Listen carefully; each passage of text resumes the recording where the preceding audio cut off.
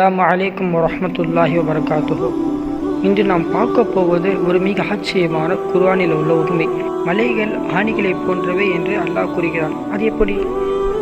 குர்ஆனில் ஒரு வசனம் இருக்கிறது, அலம் நஜ்அலில் அர்த மிஹாதா வல் ஜிபால அவ்தாதா. நாங்கள் பூமியை ஓய்விடமாக ஆக்கவில்லையா மற்றும் மலைகளை ஆணிகளாக அமைக்கவில்லையா?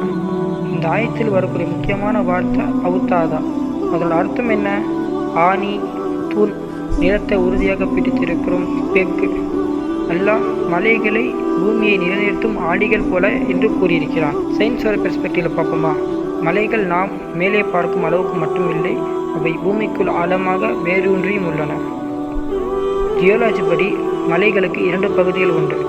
மேலே தெரியும் பகுதி ஒன்று பூமிக்குள் ஆழமாக இருக்கும் ரூட் சிஸ்டம் ஒன்று. இதையே மாடர்ன் சயின்ஸ் இசோஸ்டாசிக் தியரி என்று சொல்கிறது. மலைகள் ஒரு ஆணி போல பூமியின் கிரஸ்டை ஸ்டெபிலைஸ் செய்கின்றன. மலைகள் மட்டும் இந்த உலகத்தில் இல்லைனா பூமியின் டெக்டானிக் பிளேட்ஸ் அதிகமாக அசையும், நிலநடுக்கங்கள் அதிகரிக்கும், பூமி நிலைத்திருக்கவே இருக்காது.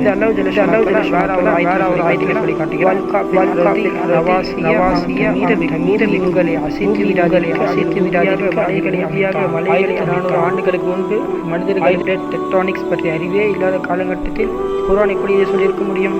சிந்தியுங்கள் தோழர்களே. அஸ்ஸலாமு அலைக்கும் வரஹ்மத்துல்லாஹி வபரகாத்துஹு.